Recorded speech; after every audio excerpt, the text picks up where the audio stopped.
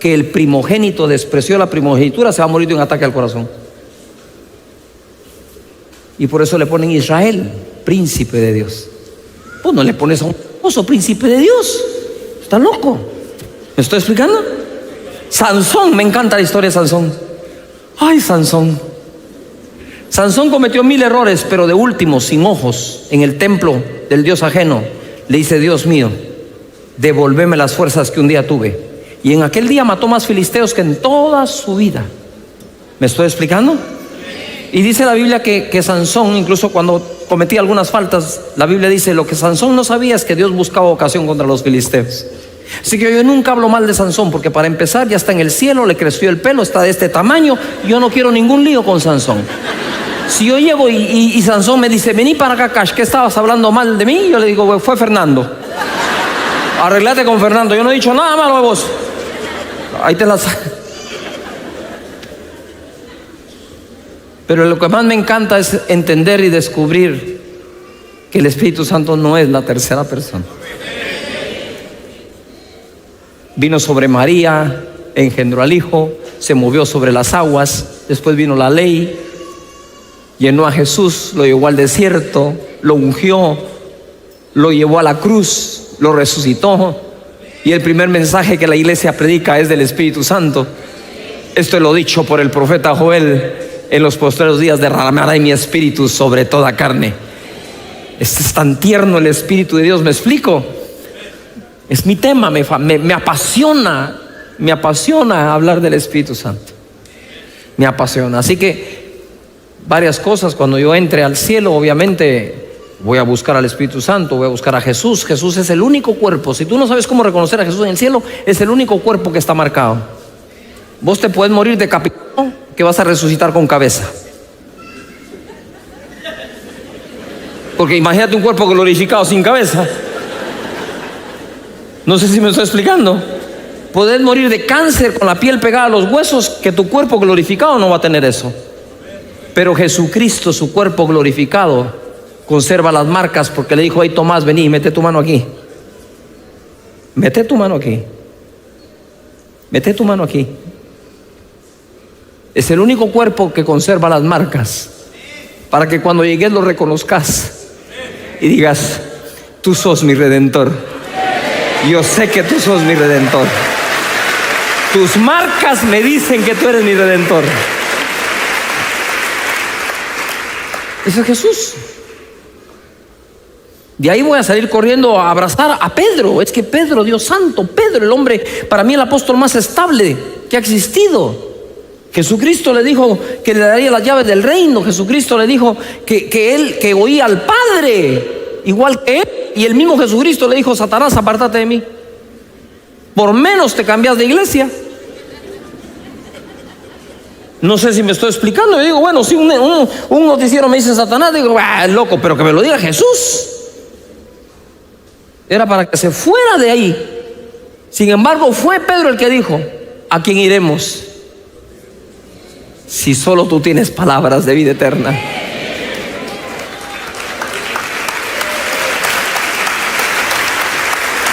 Así que ese es otro caso que reabrí cuando dicen Pedro el inestable, el que se tiraba al agua y casi se ahogaba. No, pues momento, Pedro el más estable.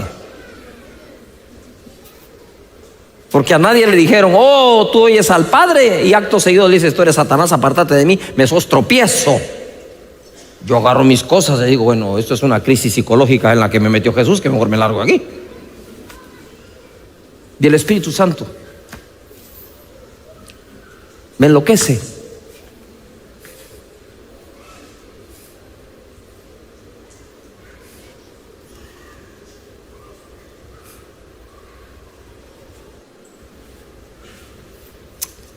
Entonces, volvemos a la historia de Jesús y el Espíritu Santo. Viene el Espíritu Santo y lo llena, versículo 1. Jesús, lleno del Espíritu Santo, volvió del Jordán y fue llevado por el Espíritu al desierto por 40 días, y era tentado por el diablo, y no comió nada en aquellos días pasados, los cuales, pasados los días, tuvo hambre. Entonces el diablo le dijo: si eres el Hijo de Dios, di a esta piedra que se convierta en pan. Jesús respondió, dijo: Escrito está, no solo de pan vivirá el hombre, sino de toda palabra que sale de Dios. Y le llevó el diablo a un monte alto y le mostró en un momento todos los reinos de la tierra, y le dijo el diablo: a ti te daré toda esta potestad y la gloria de ellos, porque a mí me ha sido entregada, y a quien yo quiero la doy. ¡Wow! Es que es un mentiroso. Y si tú postrado me adorares, todos serán tuyos. Respondió Jesús y le dijo: vete, Satanás, vete de mí. Está escrito: al Señor tu Dios adorarás y a Él solo servirás. Y le llevó a Jerusalén y le puso sobre el pináculo del templo y le dijo: si eres el Hijo del Dios, échate de aquí abajo, porque está escrito también: a sus ángeles mandará cerca de ti y te guardarán, y en las manos te sostendrán para que no tropieces con tu pie en piedra. Respondió Jesús y le dijo: dicho está, o escrito está, no tentarás al Señor tu Dios. Y cuando el diablo hubo acabado toda tentación, se apartó de él por un tiempo. Ya cuando él le dice: te vas de aquí, es cuando le dejó claro una cosa que tú le tenés que dejar claro al diablo: a tu Dios adorarás y a Él solamente servirás. ¿Te recordás cuando Sadrach, Mesach y Abednego, aquellos 3 jóvenes, por no adorar la estatua de Nabucodonosor, los iban a echar al horno de fuego? Él le dijeron: no es necesario que te respondamos de este asunto, le dijo, pero el Dios al que servimos es capaz de sacarnos de aquí. Ahora yo quiero que te imagines la conversación de otra forma, ¿verdad? No es necesario que te respondamos: al Dios que casi servimos nos va a sacar de aquí. Al Dios al que un día serví, al Dios que por poco me convencen que sirva, me va a sacar de aquí. Vos sabés lo que te da el servicio a Dios. Te da una seguridad, una confianza de la protección de Dios en un horno de fuego o ante los leones que te quieren comer. Por eso no se medio sirve a Dios. ¿De dónde sacó la seguridad Jesús para reprender al diablo? Que te quede claro, diablo: a Dios adoro y a Él solo sirvo.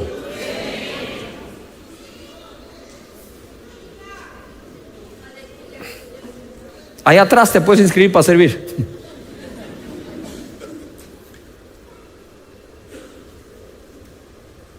No puede venir nada a tentarte a decir: yo, que soy fan de Jesús y lo sigo en las redes sociales y le doy like a todos los versículos, te reprendo, Satanás. Y Satanás te va a decir: tomémonos una selfie.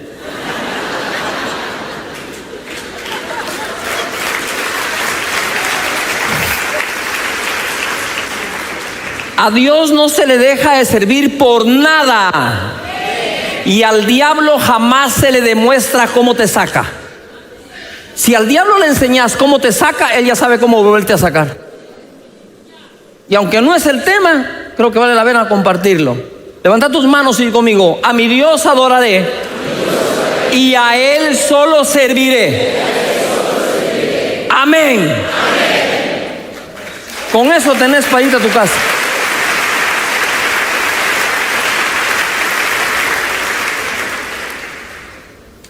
Entonces él regresó del desierto en el poder del Espíritu Santo. Entonces no es lo mismo estar lleno del Espíritu, ser guiado por el Espíritu, que regresar en el poder del Espíritu. Ser lleno del Espíritu es fenomenal. Es cuando nos llenamos de gozo, hablamos en otras lenguas, Él nos bautiza. Eso es precioso. Ser guiado por el Espíritu, esos son otros 20 pesos. Porque no querés que te guíe a un desierto a ayunar. No querés que te guíe al Holiday Inn para ayunar ahí, al Camino Real. No sé si me estoy explicando.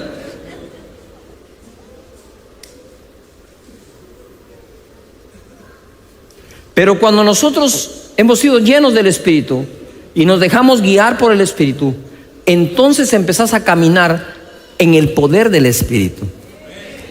Y Jesús no iba a ser un conferencista más. Él necesitaba caminar en el poder del Espíritu Santo. Entonces entonces sucede algo que es lo que yo quiero, a donde los quiero llevar ahora.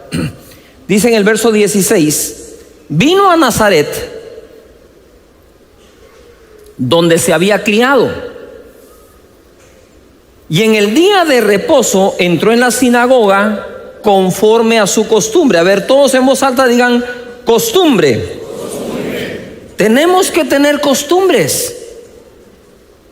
Mira, a mí me cuesta imitar a Jesús caminando sobre el agua, pero ¿qué me cuesta imitarlo en tener costumbres? No sé si me estoy explicando, te lo voy a dar otra vez. Jesús fue carpintero. O sea, empecemos por imitar a Jesús como carpintero, que el trabajo te salga bien, papá. Pero queremos resucitar muertos y nuestra carpintería no hace ni siquiera un buen mueble.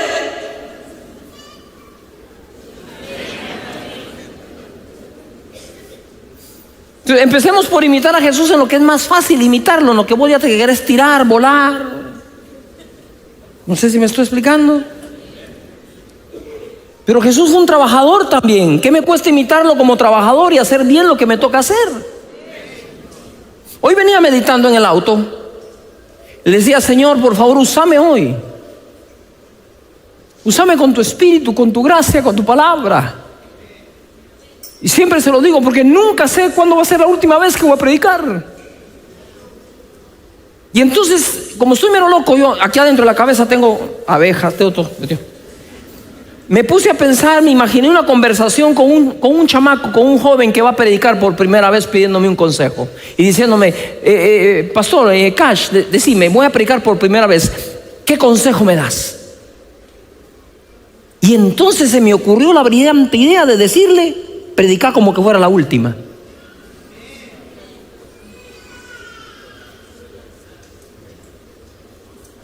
Da todo lo que tenés. Cuando salgas de casa, despedite de tu familia como que fuera la última vez. No digas: ay, no lo despedí, no la despedí, se murió en el camino. ¿Le estoy explicando? Yo creo que la mejor forma de hacer la primera vez es hacerlo como es que es la última.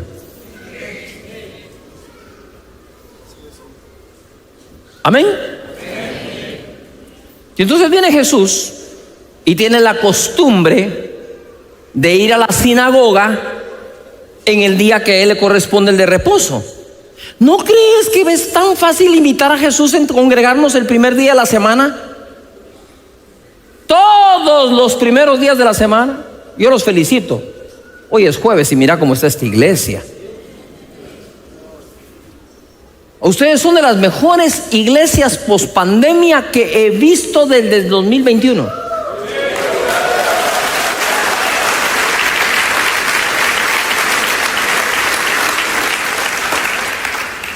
Son admirables, increíbles, sorprendentes. Es en serio que te lo digo. Conforme a la costumbre llegó, mira, 17. Y se le dio el libro del profeta Isaías, y habiendo abierto el libro, halló el lugar donde estaba escrito. ¡Qué casualidad!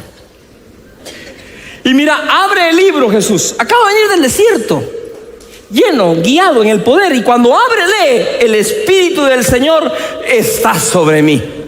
¿Vos crees que fue casualidad que lo abrió ahí? Lo abre, dice: el Espíritu del Señor está sobre mí, por cuanto me ha ungido para dar buenas nuevas a los pobres, me ha enviado a sanar a los quebrantados de corazón, a pregonar libertad a los cautivos y vista a los ciegos, y poner en libertad a los oprimidos, a predicar el año agradable del Señor. Y enrollando el libro, lo dio al ministro y se sentó. Y los ojos de todos en la sinagoga estaban fijos en él, y comenzó a decirles: hoy se ha cumplido esta escritura delante de todos ustedes. Oh. No. No, señores. Ahora voy a tratar de explicar esto lo mejor que pueda. ¿Qué pasó aquí? Primero quiero decirte que Jesús tuvo, como ya sabes, expresiones sobrenaturales para con los demás en su vida. Multiplicó los panes y los peces, le dio de comer a 5,000 hombres, más mujeres, más niños. Wow. 10 leprosos le dijeron: hijo de David, ten misericordia de nosotros. Vayan, enséñense al sacerdote. Se limpiaron los 10. Llegó otro leproso, le dijo, si quieres puedes limpiarme. Claro que quiero, dijo, y le puso la mano encima al leproso y lo sanó. De ahí llegó un hombre que era ciego y le hizo lodo con la saliva, escupió en la tierra, le puso saliva a la tierra, hizo lodo, se lo puso en los ojos y le dije, ve y lávate en el estanque de Siloé. El otro estaba ciego, ahora estaba ciego. ¿Qué hace un ciego con lentes oscuros de ese tamaño de lodo? Y fue como pudo, se lavó, fue sobrenatural. Caminó sobre el agua, calmó la tempestad, resucitó a la hija de Jairo, resucitó a Lázaro. Estas expresiones sobrenaturales de Jesús. Pero Jesús también tuvo sus propias experiencias sobrenaturales. Fue engendrado por el Espíritu Santo en una virgen. Esa fue una de las experiencias que él vivió. Cuando fue bautizado en el Jordán, él vivió una experiencia sobrenatural. Se abrió el cielo y una voz decía, este es mi Hijo amado en el que tengo complacencia. A él escuchad. Y vio que el Espíritu Santo descendió sobre él. Tuvo su propia experiencia con el Espíritu. Fue guiado por el Espíritu al desierto. Vino en el poder del Espíritu Santo. Fue llevado a la cruz del Calvario. Traspasó personas, traspasó lugares.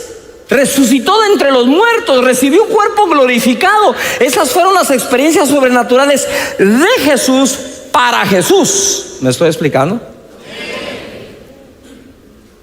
Pero mira lo que pasa ahora. Es como, ¿cómo te pudiera yo explicar esto? Chad, ¿puedes venir, Chad? Vení. Chad es Jesús, ¿sí?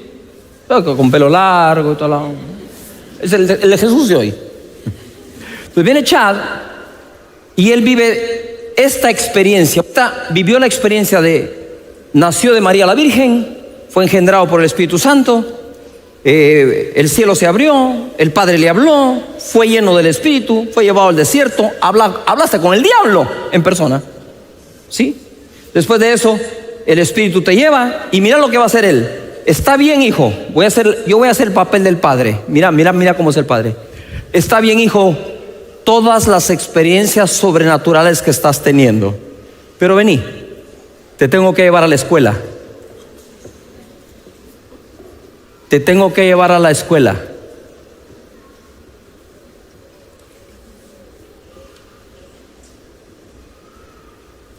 Te tengo que llevar a la escuela. Lee el verso 17 en adelante, por favor. A ver, tenés acá. Tenés aquí. Dale. Y se le dio el libro del profeta Isaías. Y habiendo abierto el libro, halló el lugar donde estaba escrito: el Espíritu del Señor está sobre mí, por cuanto me ha ungido para dar buenas a los pobres. Ahí vamos. Me ha enviado a sanar a los quebrantados de corazón, a pregonar libertad a los cautivos y visita a los ciegos, a poner en libertad a los oprimidos, a predicar el año agradable del Señor. Y enrollando el libro, lo dio al ministro y se sentó. Y los ojos de todos en la sinagoga estaban fijos en él, y comenzó a decirles: hoy se ha cumplido esta escritura delante. ¿Hoy se ha cumplido qué? Esta escritura. ¿Esta qué? Escritura. ¿Esta qué? Escritura. ¿Y el ministro qué fue lo que le dio a él? El rollo. El libro. El libro. Lo que está diciendo el Padre es: tu experiencia sobrenatural, hijo, está muy buena, pero regresás al libro. Necesitas el libro. No te podés apartar del libro. Lo que va a pasar es lo que el libro dice, no la experiencia que tuviste. Es lo que el libro dice. Necesitamos regresar al libro. Tenemos que ir al libro. Tenemos que ir al libro, al libro, al libro, al libro, al libro. Tenemos que ir al libro, a las escrituras. No es tales de que ya me llenó el Espíritu Santo, por acá, reviento por allá. Gloria a Dios, hoy vas a salir gateando de aquí, te lo prometo por el Espíritu Santo. Pero vas a salir gateando a buscar el libro.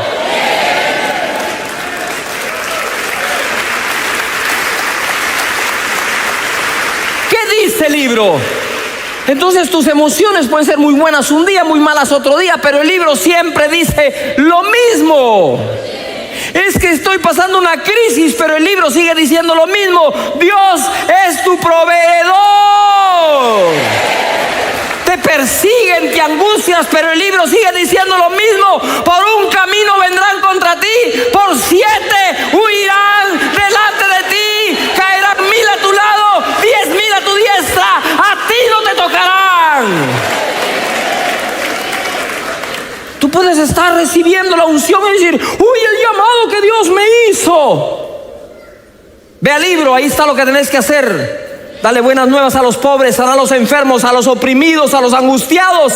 Eso hace con la experiencia sobrenatural. Ve al libro. Yuhu. El libro. Es que mis papás, el libro dice: honra padre y madre. Ay, es que mis pastores, el libro dice: obedecer a vuestros pastores en todo. Tenemos que ir al libro. No hay avivamiento sin el libro. Levanta tu libro, Biblia, electrónica, el celular, lo que cargué, levántalo. Levántalo, decirle: voy al libro. Lo que el libro diga, lo que está escrito. Amén. Y ahora di conmigo esto fuerte: nosotros no somos una bola de ignorantes, somos la reforma. Amén.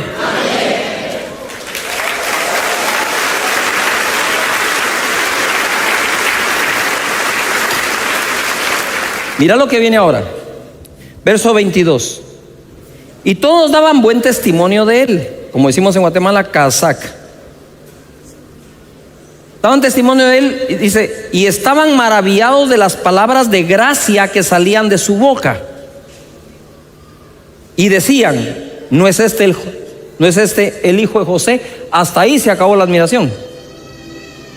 Estaban admirados, pero de mala forma. ¿Me estoy explicando? ¿Sí? Es como cuando a ti te encuentra una persona que te conoció en quiebra, con tu matrimonio destruido, que andabas en bicicleta, y de pronto apareces que Dios te bendijo, que tenés tu empresa, tenés tu auto, y te dicen: ¿no es este el pelado de la cuadra que yo conocí?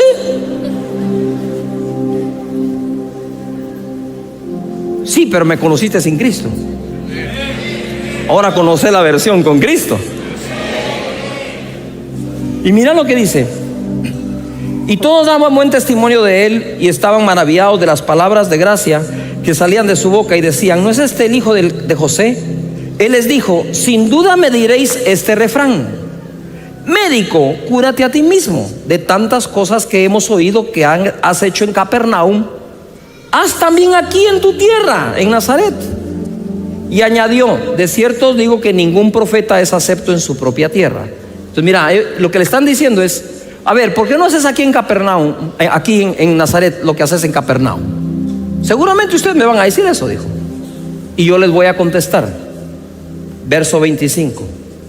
Y en verdad os digo que muchas viudas, ¿muchas qué?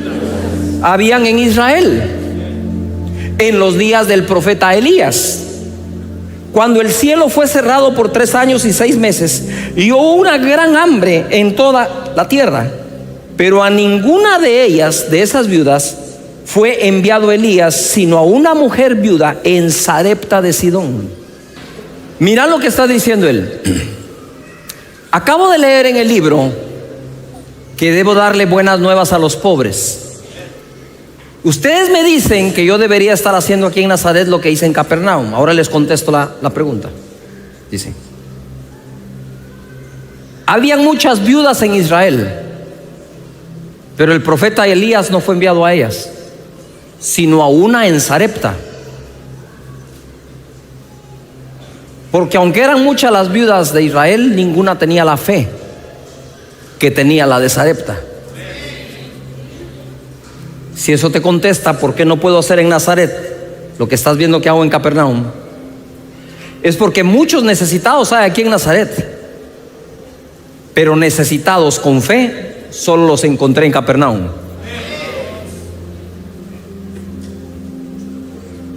Además, ¿cuál fue el milagro de la viuda?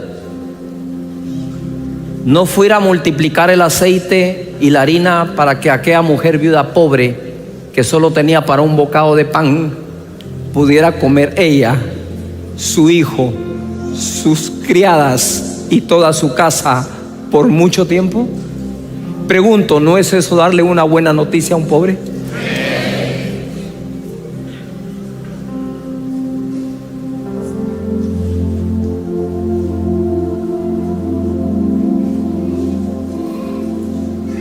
Y después mira lo que dice, y les voy a seguir contestando. Dice Jesús, es que Jesús cuando contesta, Señor, dame esa sabiduría, por favor. Y muchos leprosos habían en Israel, muchos, muchos, en tiempo del profeta Eliseo, pero ninguno de ellos fue limpiado, sino Naamán el sirio. Y al oír estas palabras o cosas, todos en la sinagoga se llenaron de ira, y levantándose le echaron fuera de la ciudad, y le llevaron hasta la cumbre del monte sobre el cual estaba edificada la ciudad de ellos, para despeñarle.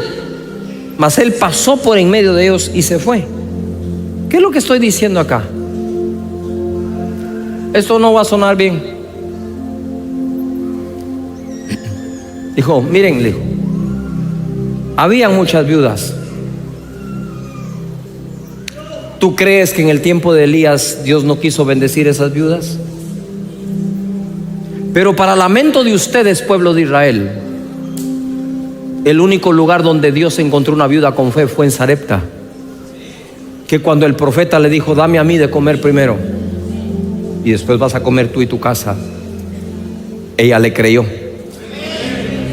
Pero si yo hubiera ido a las viudas de Israel y le digo, dame de comer a mí primero, me matan. Y había muchos leprosos en Israel,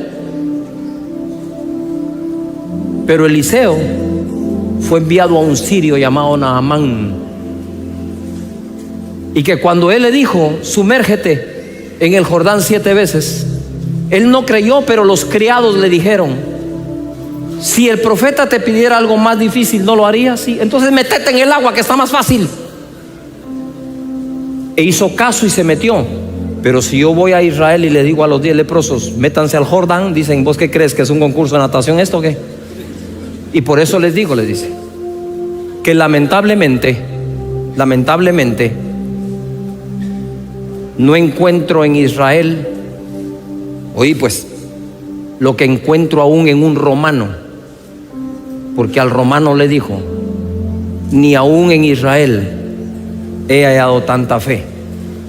Y te tengo esta palabra, de nada nos sirve andar presumiendo que somos el pueblo de Dios, si Dios no puede hacer ni un milagro entre nosotros.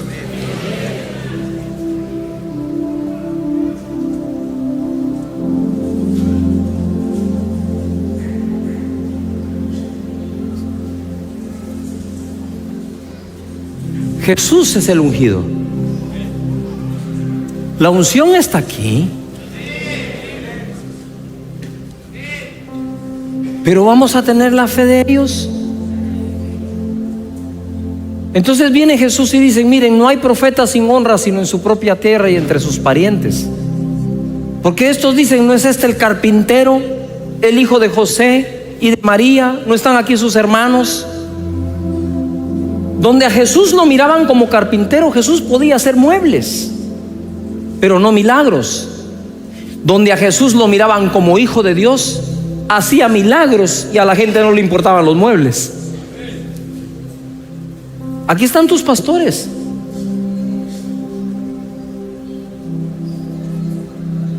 ¿Quiénes van a ser ellos para ustedes? ¿Los Chaparro? ¿El David? ¿El Isra?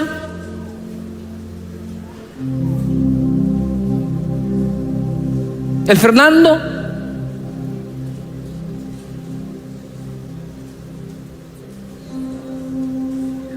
o los que Dios puso aquí para bendecirlos.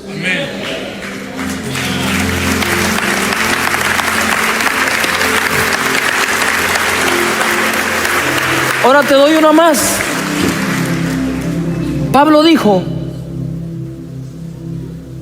si a Jesús conocimos en la carne, ahora ni en la carne lo conocemos.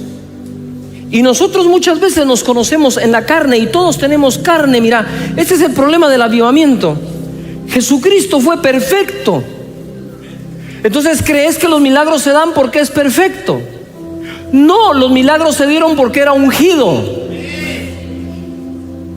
Ningún perfecto hace milagros. Los milagros los hace un ungido, porque los milagros los hace la unción. Entonces mira, ¿cuál es el problema? Que ya conoces sus defectos y tu pareja los tuyos. Ok, necesitas un milagro. Necesitas sanar de un cáncer. Vamos a hablar con el pastor, que él ore para sanarnos, porque a él no le conozco sus defectos.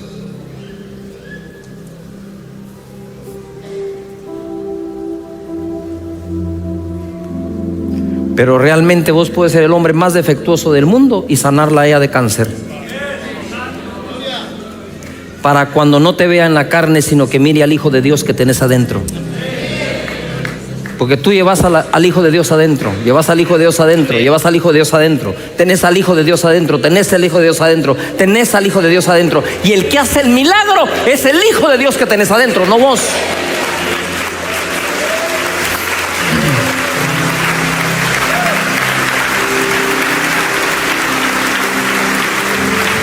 No, de aquí se va el avivamiento para todo Chile.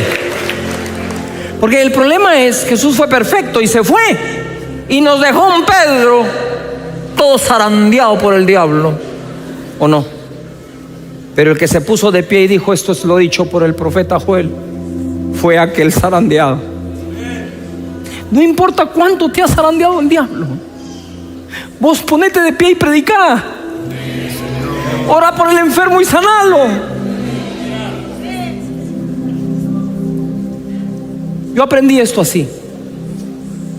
Un discípulo, gran amigo mío, voy a dar el nombre porque ya todo el mundo sabe, Federico, que en paz descanse, murió de un tumor en el cerebro, está en la presencia del Señor. Federico es una de mis ovejas, de los más malcriados que he conocido en mi vida. Para serte sincero, el día que yo lo conocí, que él me dijo: voy a pasar por vos, me dijo, y te voy a llevar a un baño sauna, que nos relajemos algo. La iglesia apenas comenzaba, éramos un pequeño grupo, ¿verdad? De 70 gentes. El hombre me llevó al sauna, y en el sauna dijo todo tipo de mala palabra. Es que es una M la situación, porque es un hijo de la no sé cuál, no sé quién, no sé cuál cosa. Yo decía: Padre Santo, ¿a quién me trajiste aquí? Y yo fui claro, le dije: si vos querés que yo sea, mírame a mí, mírame al santo. Si vos querés que yo sea tu pastor, no vas a decir esas malas palabras, le dije yo. De entrada lo puse en disciplina. ¿Vos sabés lo que es poner en disciplina a alguien que ni se ha convertido? Tenés que estar muy mal como religioso, me estoy explicando. Y él llegó a su casa, le dijo: Lorena, este cash, porque casi nunca me dijo pastor, hasta después de años me dijo pastor. Este cash, parecía chileno, el cash.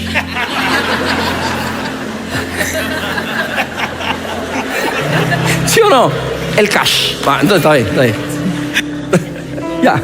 Entonces le fue a decir: Lorena, aguante, el cash me está diciendo que si yo digo malas palabras no puede ser mi pastor. Pues ya encontró pastor, le dijo. Ella se lo dijo en otras palabras: al fin encontró a su tata, le dijo. Ahí es donde nos tenemos que congregar. Y se congregaron. ¿Sabes cuándo le quité las malas palabras? Jamás. Disminuyó un poco. Pero cuando me llamaba por teléfono, era un hombre de negocio de mucha fe. Cuando me llamaba por teléfono, me decía: pero es que no me paga, que no sé qué, ora por mí. Pero escucha esto: estoy en unas noches de gloria en México. Estoy en el hotel. Estoy para salir al salón para ministrar sanidades, orar por la gente del Espíritu Santo. Y me ha dado una migraña que me quedé ciego. No miraba. Dije, ¿ahora qué voy a hacer yo? Salgo de la habitación y él está parado frente a la puerta de mi cuarto. Ese tipo malcriado, esperándome. Y cuando me ve que salgo con los ojos así, me dijo, ¿qué te pasa? Me dijo, mira, Federico, tengo una migraña, le digo, que no puedo ni siquiera ver. No sé qué voy a hacer, le dije. Entonces me volteé para caminar hacia allá y oí cuando él dijo, Satanás. Dije, ¿me está hablando a mí? Porque era tan malcriado que yo no sabía si me estaba hablando a mí. Y dijo, por primera vez lo oigo yo, Satanás, dijo, quitas tus manos de mi pastor ahora. Y yo pensé, este malcriado, ¿qué va a ser usado por Dios para sanarme? Yo me imaginé a Satanás diciéndole, vos malcriadote, ¿cómo querés? No, ni caso te voy a hacer. ¿Sí o no? Te prometo debajo del cielo que di 3 pasos. 3 pasos di y se fue el dolor de cabeza.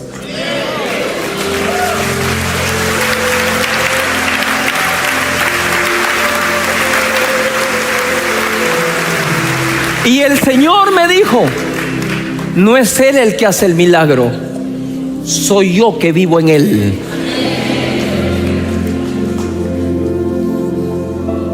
Él mismo llegó a su casa un día, teníamos una reunión, tenía ahí un dolor de muela. Señor, te va a sanar ahí. ¿Que te va a sanar? Te digo. Tenía un dolor de muela, de aquellos dolores de muela que hasta el ojo se te va por acá. Sí, que sentís que el ojo se pasó por acá atrás. Es terrible el dolor de muela. Y llego yo y tengo el dolor de muela y se me queda viendo Federico. ¿Qué tenés? Me dijo. Me duele mucho la muela. No había terminado de decir muela y metió el dedo entre la boca. Delante de todas las visitas. Yo soy el pastor. Mete el dedo. Satanás, otra vez va. No vas a tocar a mi pastor. Sano. Y se va el dolor de muela. Dije, yo este malcriado lo voy a poner a orar por todos porque...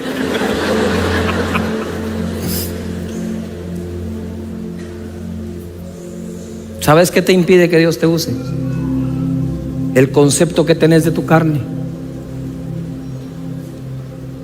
Pedro negó a Jesús 3 veces. Satanás lo zarandeó. Todos apostaban que las llaves del reino pasaban a manos de Juan porque era el que se acostaba sobre el pecho del maestro. Cuando resucita, le dice a las mujeres, vayan y díganle a sus hermanos que he resucitado y tráiganme a Pedro, le dijo. No se olviden de Pedro, tráiganmelo. Y cuando el Espíritu Santo se derrama, que él salió a contratar gente para su viña, y luego ya en la hora 11 trajo otros a trabajar, ya de último, y ahora llega el momento en que va a pagar, ¿verdad? La fecha de pago es cuando usted danza, dice gloria a Dios, siente que la unción baja, ¿verdad? Todos trabajan esperando ese día, amén. Cuando llegó la noche, el señor de la viña dijo a su mayordomo, llama a los obreros y págales el jornal o salario, comenzando desde los postreros hasta los primeros. O sea, él empezó pagándole primero a los que trabajaron solo 1 hora y no las 12 horas de trabajo que eran. Y al venir los que habían ido cerca de la hora 11, perdón que voy a decir esto, pero en aquel entonces se trabajaba 12 horas diarias por 6 días a la semana. Si hoy trabajamos 12 horas diarias por 6 días, se nos dice workaholics. Y se nos pone un apodo como que estamos haciendo algo malo cuando estamos haciendo lo bíblico. Hoy se trabajan 8 horas diarias por 5 días, son 40. Contra 72, que es el código bíblico, debemos 32 horas semanales de trabajo. Y con 8 horas diarias y 40 a la semana no hay país que progrese, ni familia que llegue a ser rica. Así que nada más te lo dejo como un pensamiento. No hay nada malo en trabajar 12 horas. Mujer, no hay nada malo que tu marido trabaje 12 horas al día, sobre todo si le estás pidiendo una casa. Porque cuesta entenderlas, va, quiero mi casa. ¿De qué tamaño? Como casa de Dios. Así. Amén. Y entonces trabajas 10 horas diarias. ¿Y por qué trabajas tanto? Oh, mamita, mira lo que estás pidiendo. Bueno, dejémoslo ahí.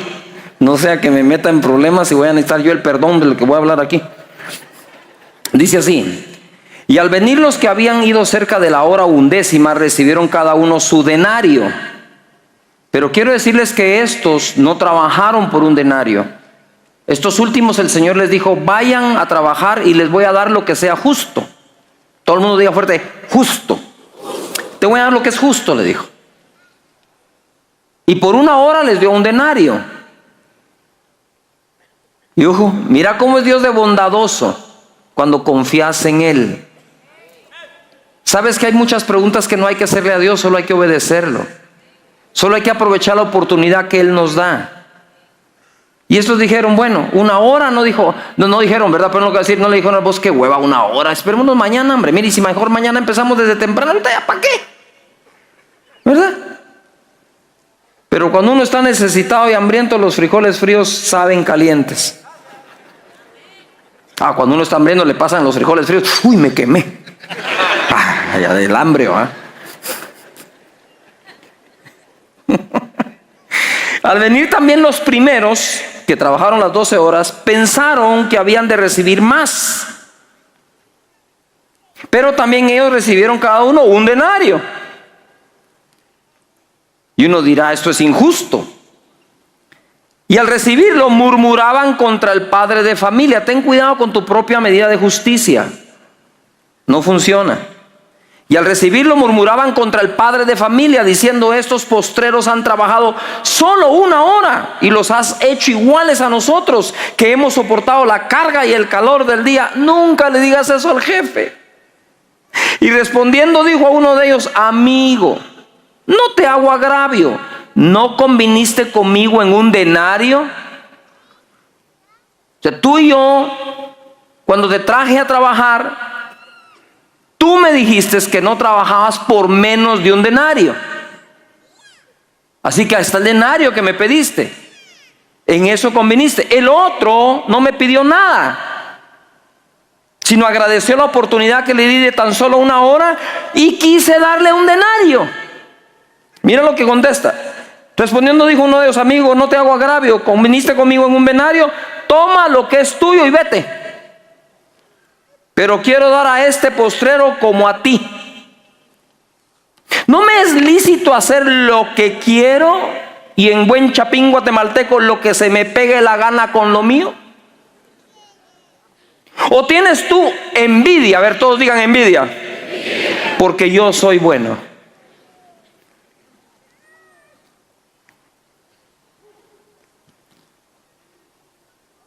¿Qué hubiera pasado si este hombre, en lugar de protestar, dice: wow, creo que me equivoqué en hacer el contrato que hice con él? Debía haber dejado que él me pagara lo que quisiera. Si a este le pagó un denario por 1 hora, ¿cuánto me hubiera pagado a mí? No, pero como había que hacer el trato, ¿verdad? Tené cuidado con los tratos que haces con Dios, con las condiciones que le pones a Él. Porque a Dios se le sirve con el contrato en blanco. Y uno deja que Dios le dé lo que Él quiera darle. En bondad nunca le vamos a ganar a Dios, ni en generosidad, jamás. Pero el tema es la envidia. Mira, cuando alguien tiene envidia de lo que tienes, de lo que te dan, no te tiene envidia porque tú lo tienes. Te tiene envidia porque él no lo tiene. ¿Verdad? Sacaste tu carrito de agencia, ¿verdad? No creas que todos los que te saludan y te siguen en tus redes te siguen porque te aman. Algunos te siguen porque te detestan, ¿verdad? Se dice que una de las redes sociales como Instagram es una de las redes que más frustración, depresión genera por la envidia que da. Ahí pones el plato de comida, ¿va? Por fin lograste comerte unos tus camarones. Y no hombre, mejor poner los huevitos estrellados con frijol. Porque cuando pones ahí esos camarones, ¿verdad? Empieza a ¿verdad? No es que tú te los estés comiendo, es que él no se los está comiendo. Porque si tú le dijeras, te invito a un plato, dice, amén, ¿verdad? Entonces vas en tu carrito, ¿verdad? Y entonces te lo envidian, pero no lo envidian porque tú tienes el carrito, sino te lo envidia el que no lo tiene. Normalmente la envidia viene del que no tiene para con el que tiene, pero no es porque tiene, sino porque él en sí no lo tiene. Y entonces la envidia es la base fundamental de amarguras, rencores, mentiras, difamaciones. Y empiezan, ¿me estoy explicando? ¿Sí? Y ahí en la colonia tuya por fin alguien vino y construyó su casa, la más chilera del barrio, ¿ah? Y su carro del año. Debe ser narco, mucha. O sea, ya ni siquiera le das el beneficio a la gente de que es un buen trabajador, que se ha esforzado, de que le ha ido bien. Ignoras cuántas noches extras trabaja. Ahora, el problema no es que te envidien, el problema es si tú envidias. Y yo te voy a revelar con un pequeño test si tenés envidia o no. ¿Hablas mal de la gente? ¿Criticas a la gente a sus espaldas? ¿Dices que es una conversación con un cuate en un almuerzo? ¿Le criticas lo que tiene, lo que es, lo que ha logrado? Porque si la crítica la tenés, es seguro tenés envidia. Te lo digo como un doctor espiritual. Y la envidia te va a llevar a un lugar oscuro. Un lugar donde un día Dios te va a decir, toma lo que es tuyo y vete. ¿Acaso no puedo ser yo bueno con lo que yo tengo? No sé si me estoy explicando. Y eso desde que nacemos. Ahorita estamos viendo en esta época las finales de la NBA, a Sanigua, o sea, la liga de básquetbol de Coatepeque imitada por los Estados Unidos. Entonces, cuando vemos eso, y aquel está de 2 metros 10, todo fornido, musculoso, en cesta, le aplauden, tiene millones de seguidores y millones de dólares que le pagan, digo yo, ¿por qué tan chaparro, Señor? ¿Qué te hice?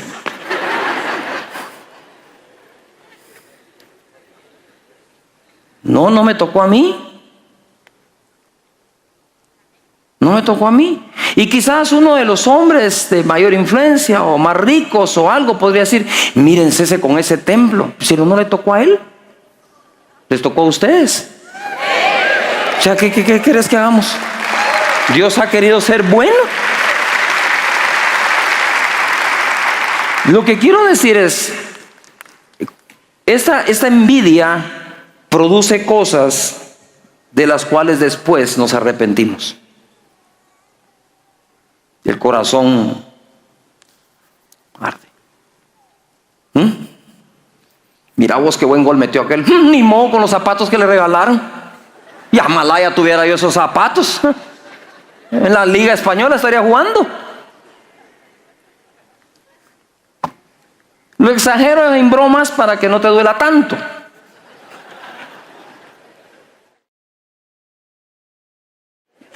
Miren, mis hermanos, en esta vida todos debemos algo. Sobre todo, todos le debemos algo a Dios, empezando por la vida. En Mateo capítulo 18, verso 23 leo: por lo cual el reino de los cielos es semejante a un rey. ¿A un qué? ¿A un qué? Ya hablamos del padre de familia, el señor de la viña. Ahora hablemos del rey de reyes, señor de señores. Un rey que quiso hacer cuentas con sus siervos. Esto siempre se va a dar. Y comenzando a hacer cuentas, le fue presentado uno que le debía 10,000 talentos. Monedas, talentos era una moneda. A este, como no pudo pagar 10,000 talentos, tengan en cuenta esa cifra, no pudo pagar, ordenó su señor venderle y a su mujer e hijos. Eso te va dando una idea de cuántos son 10,000 talentos. Como no puedes vender, no puedes pagar, te voy a vender a vos, tu señora y tus hijos, y todo lo que tenía, para que pagase la deuda, y agrego yo, y no le iba a alcanzar. O sea, ni con la vida me alcanza a pagar lo que debo. Eso es lo que está diciendo. Entonces aquel siervo postrado le suplicaba diciendo: Señor, ten paciencia conmigo, tené paciencia y yo te lo pagaré todo. Pongan atención a eso. Y el señor de aquel siervo, movido a misericordia, todo el mundo diga fuerte: misericordia, le soltó y le perdonó la deuda. Gloria a Dios. ¿A cuántos Dios nos perdonó semejante deuda? No teníamos ni vida con qué pagarla, porque la paga del pecado es ¿qué? Pero la dádiva de Dios es ¿qué? Vida eterna en Cristo Jesús. ¿Cuántos tienen a Jesús en su corazón? Tu deuda está pagada entera. Pero saliendo es al ratito. No sé si me estoy explicando. O sea, Señor, gracias por perdonar. Padre bendito, gracias, Señor. Saliendo. O sea, recibiste a Jesús y saliendo ahí en el parque. Saliendo. Aquel siervo halló uno de sus consiervos, del cual él no es señor, solo consiervo, que le debía 100 denarios. Esa es otra moneda. Y asido de él lo agarró y le ahogaba diciendo: págame lo que me debes.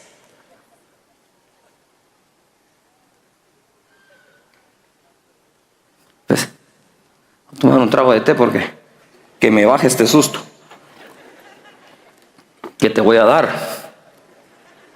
Entonces su consiervo, postrándose a sus pies, le decía: ten paciencia conmigo y yo te lo pagaré todo. Mas él no quiso, sino fue y le echó en la cárcel hasta que pagase la deuda.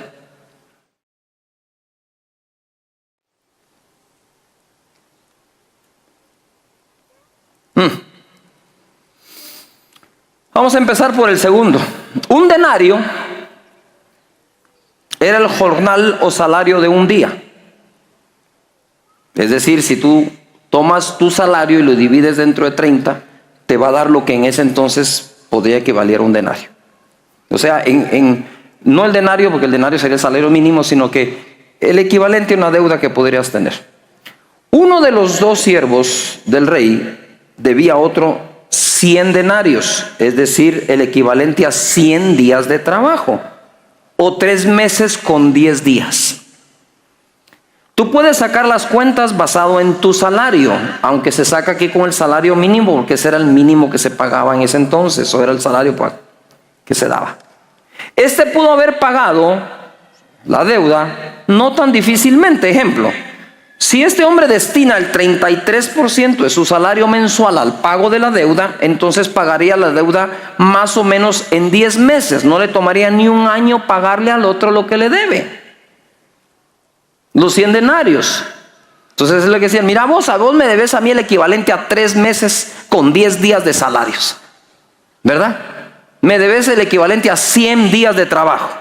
Me lo vas a pagar. Pero no se lo dijo ni siquiera amablemente. Dice que lo agarró y lo ahogaba. ¿Es de ahogar? ¿Qué es? Agarrarlo del cuello, taparle la boca, no sé, pero estaba ahogando. O sea, físicamente fue agredido. Y le dice: o me pagas o te meto a la cárcel. Dice: mira, yo te pago, déjame que te pague. No, te me vas a la cárcel y hasta que me pagues lo que me debes. Ahora pregunto, ¿cómo puede pagar desde la cárcel si no trabaja? O sea, esa es una movida tonta. No sé si me estoy explicando. Es una movida de venganza, una movida de rencor, una movida, no sé si no es que no sale de un corazón correcto y de una mente inteligente. Voy por el otro. El que debía 10,000 talentos, 100 denarios, 10,000 talentos. A ver, para que se nos quede, diga conmigo: 100 denarios, 10,000 talentos. Ahora, Un talento eran 6,000 denarios.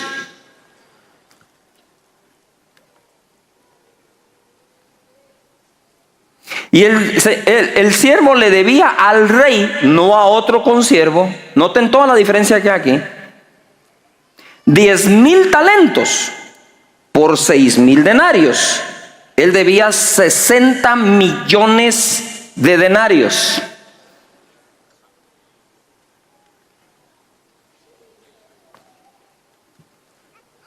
Si lo dividimos dentro de 365 días que tiene el año, nos da 164,384 años de deuda.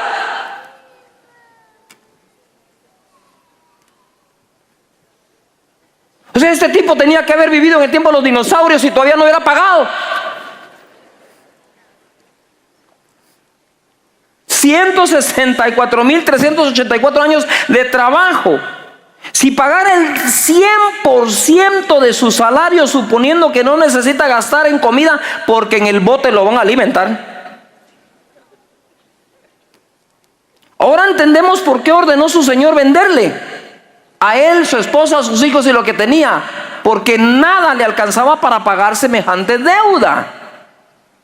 La deuda que le tenemos a Dios implica el infierno por la eternidad. No salimos de ahí nunca, porque jamás pagaríamos la deuda. Por eso es que el Señor es nuestro fiador, fiador de un nuevo pacto. Estamos libres bajo fianza, porque la sangre del Cordero fue derramada y pagada para el perdón de nuestros pecados. Dale más fuerte. No sé si logras entender que no vas al infierno eternamente, sino al cielo. Así se grita eso.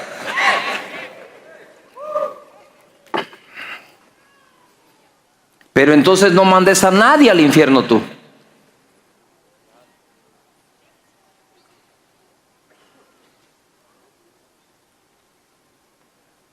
Porque habiéndonos Dios perdonado todo y darnos vida eterna, solo salimos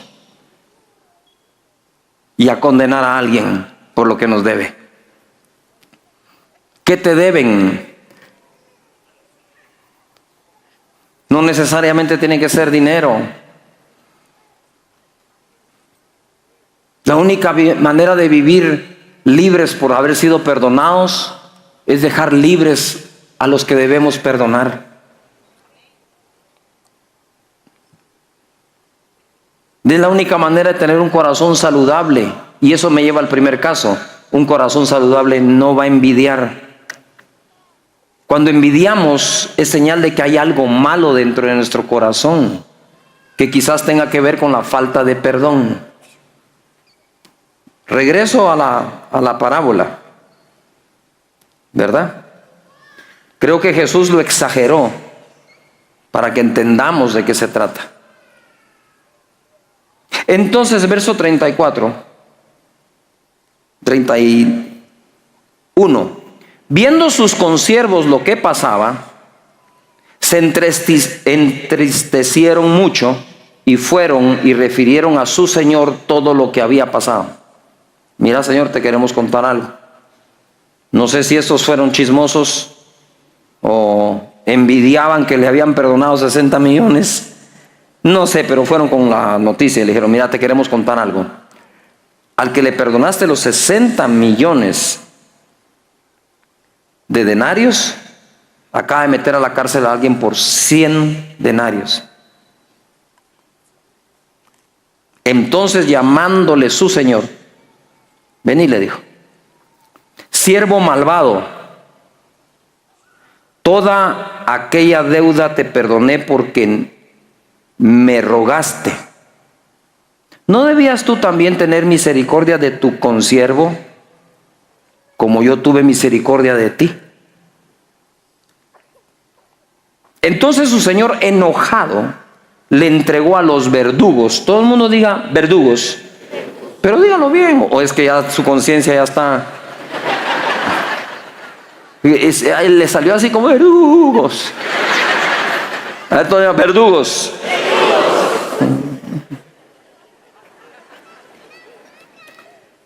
Le entregó a los verdugos hasta que pagase todo lo que debía. ¿Y eso iba a ser cuándo?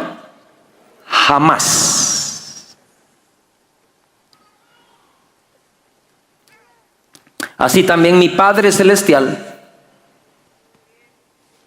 hará con vosotros si no perdonáis de todo corazón cada uno a su hermano sus ofensas. Lo que quiere decir es que el perdón de mis ofensas a Dios es el equivalente a los 60 millones de denarios. Y las ofensas que me hacen a mí no llegan a 100 denarios. Toda ofensa que me hacen o pecado que cometen contra ti no se puede comparar a todos los que mi papá me perdonó. Entonces aquí hay un pequeño problema. Porque no lo mete solo a la cárcel, sino a los verdugos. Y yo me puse a orar por esto, a tratar de tener un poco de discernimiento, ¿verdad? Las consecuencias que iba a vivir es: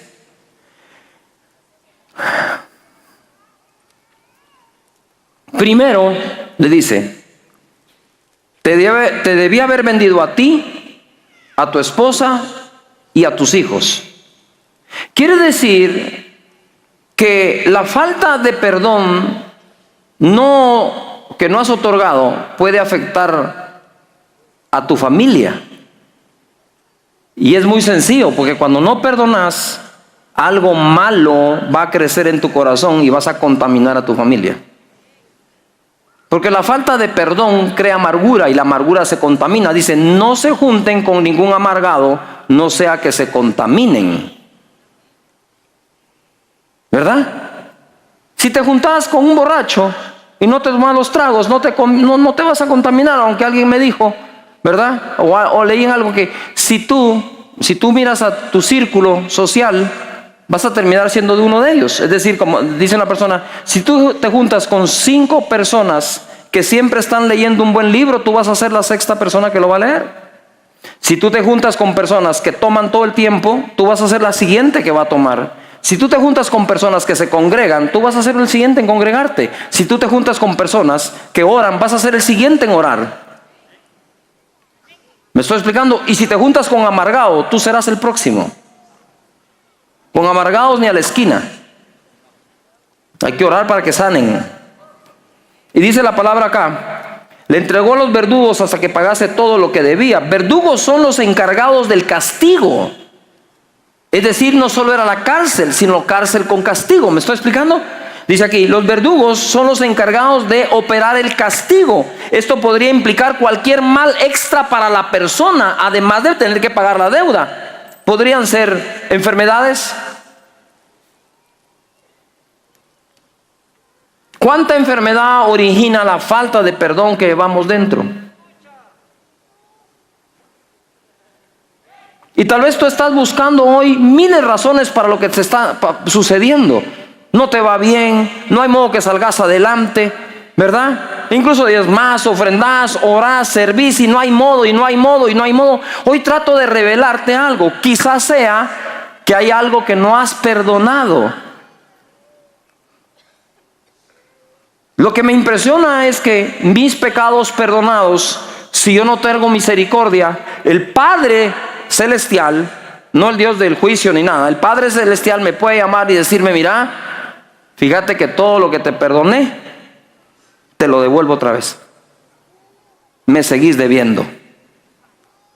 ¿Y por qué? Porque no fuiste capaz de perdonar esa pequeñez que te hicieron, comparado con todo lo que yo te perdoné a ti. Yo le oro a Dios que Dios sane nuestros corazones. Que no te vayas a la tumba con falta de perdón, o que la falta de perdón te lleve antes a la tumba.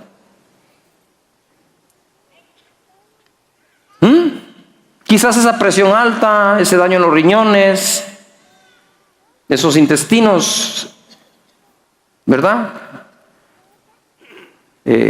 ¿Cómo se llama eso de los intestinos cuando se inflaman o lo que sea? O esa gastritis o esa úlcera, que le estamos buscando una razón química no sea química, quizás sea espiritual. Porque un verdugo es un verdugo. Un verdugo está para hacerle la vida imposible a alguien, ¿me estoy explicando? Y yo no sé si están contentos con el tema, pero es saludable, les cuento. Mateo 18, 19, mira esto. Esto es lo que pasó antes de que Jesús dijera la parábola. Si nos vamos a la parábola la empiezo a leer en el versículo 20 del capítulo 18. ¿Me estoy explicando? ¿Qué dio origen a que Jesús narrara la parábola? Lo que está en el verso 19. O sea, vamos para arriba. ¿Me expliqué? Vamos al principio de la película. ¿Cómo empezó? Empezó así.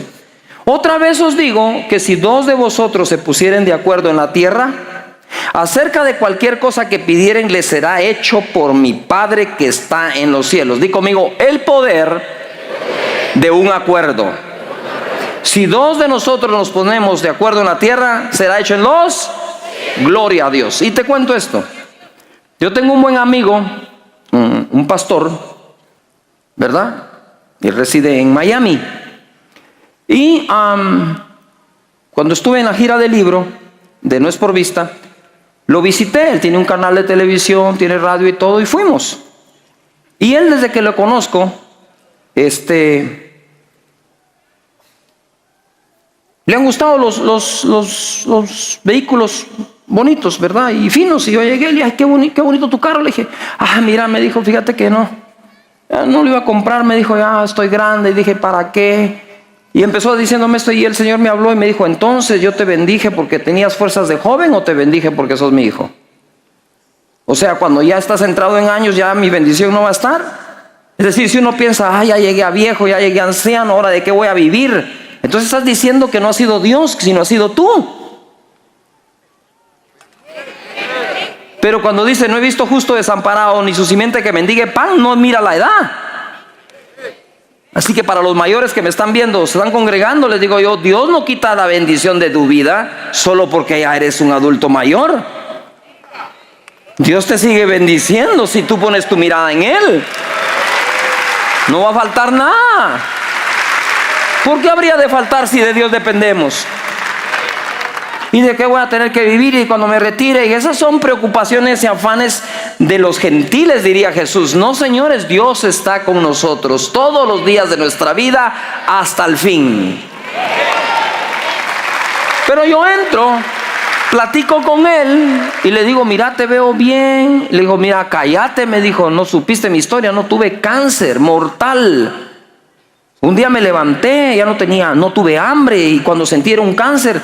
Cash me dijo, llegué a gatear. Yo ya no me movilizaba caminando, me movilizaba gateando en mi casa. Yo gateaba.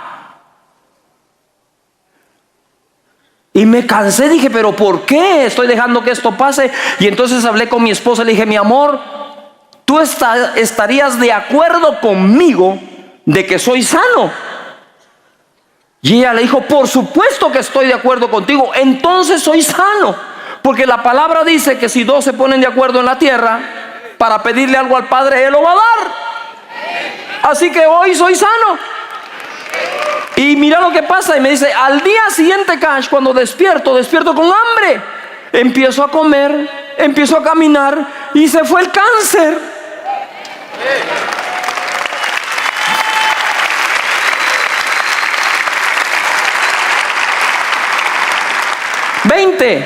Porque donde están dos o tres congregados en mi nombre, ahí estoy yo en medio de ellos. O sea que tu familia es esa mínima expresión de congregarte. Donde dos o tres están congregados en mi nombre, ahí estoy con ellos. Pero donde dos o tres están congregados, deben de hacer este tipo de convenios o acuerdos y presentárselos al Padre. Pero no puedes estar tú queriendo buscar un mejor trabajo y la mujer diciéndote, ya va que no encontrás nada, ¿qué estará pasando? Ahí no hay acuerdo. Acuerdo es, mi amor, voy por un mejor trabajo y yo voy a orar para que lo consigas, gloria a Dios. Solo te digo una cosa, si yo me pongo a orar, quiero cambio de carro. Y el otro dice, si me lo dan, chish, claro que sí. Ya. Imagínense que la Biblia hubiera escrito un chapín, estaría lleno de modismos esa onda. Yo hubiera colaborado un poco. Entonces, ¿qué es lo que quiero decir? Es el poder de un acuerdo. Si Jesús está con nosotros, sigamos su instrucción. Pónganse de acuerdo y pedirle al Padre, y el Padre lo va a hacer. Amén. ¿No es emocionante que Jesús te diga: hey, donde 2 o 3 están, yo voy a estar? Y donde 2 se pongan de acuerdo, el Padre lo va a hacer. ¡Ay, Padre Santo! Si con ese verso puedo vivir el resto de mi vida. No necesitas más. 21. Entonces se le acercó Pedro y le dijo: Señor, ¿cuántas veces perdonaré a mi hermano que peque contra mí? Miren lo que estaba pensando Pedro: donde 2 o 3 se congreguen. Dijo: mira, Pedro, ¿hasta cuántas veces tengo que perdonar a mi hermano? ¿Hasta 7? Jesús le dijo: no te digo hasta 7, sino aún hasta 70 veces 7. 490. Cada vez que te congregues. Y mira, Pedro, vení, no quiero que los demás oigan esto, vení para acá. Te conviene perdonarlos, Pedro. Yo te estoy hablando de la bendición de estar contigo, y tú me hablas de cuántas veces perdonas a los hermanos. Es que, Señor, y tú ya sabes cómo corre el agua aquí. Si siempre me están dando duro y siempre nos estamos ofendiendo. Eso, 2 o 3 se van a haber pleitos. Imagínate 10,000, 20,000 que somos aquí, 15,000. Imagínate el grupo, tus 12. Si con 3 que tengas, con 2. Con 2. En vez de ponerse de acuerdo, se pelean.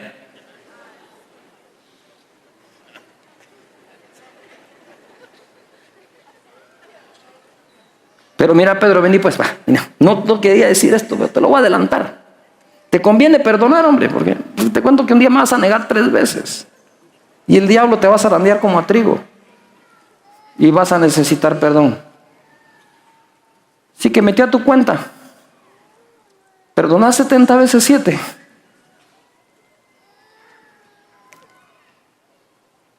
Yo creo que cuando llegó el día que Pedro necesitó perdón, dijo: qué bueno que perdoné. Ahorita estaría bien trabado. A ver, todos los días digan conmigo: qué bueno que perdoné, porque estaría bien trabado.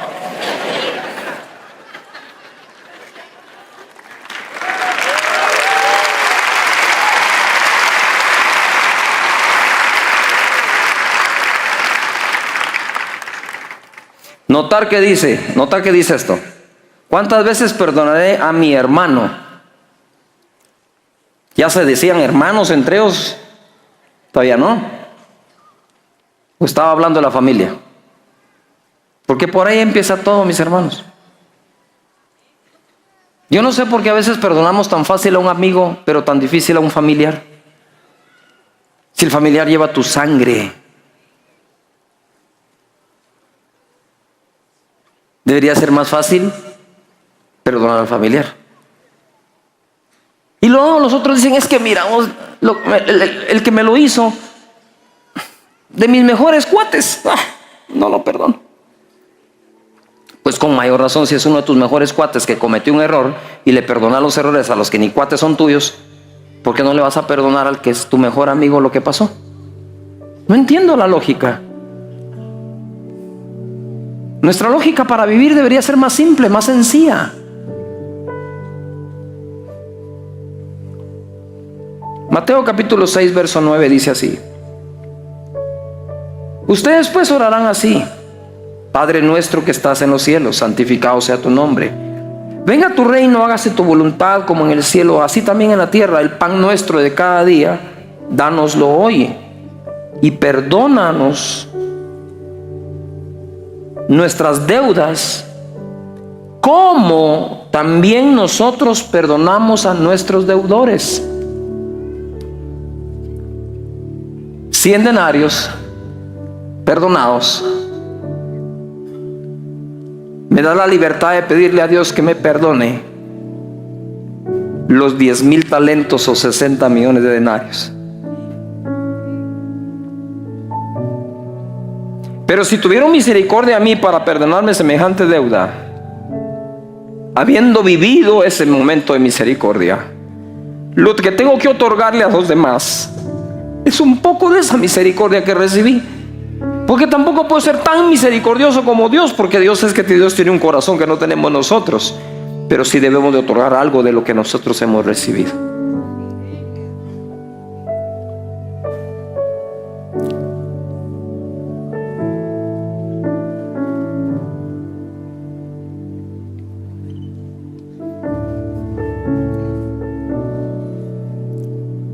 Y no nos metas en tentación. Si esto va seguido, no me metas en tentación de no perdonar a mis deudores su deuda.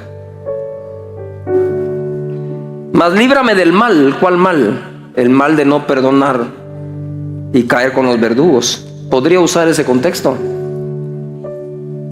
Líbrame del mal del verdugo, guardándome de la tentación de no perdonar la deuda como quiero que tú me perdones.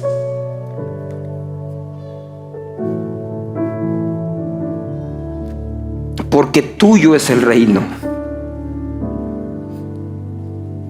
¿Y el que arregló cuentas era quién? El rey. Tuyo es el reino y el poder y la gloria por todos los siglos. Porque si perdonáis a los hombres sus ofensas, os perdonará también a vosotros vuestro Padre Celestial. Mas si no perdonáis a los hombres sus ofensas, tampoco vuestro Padre os perdonará vuestras ofensas.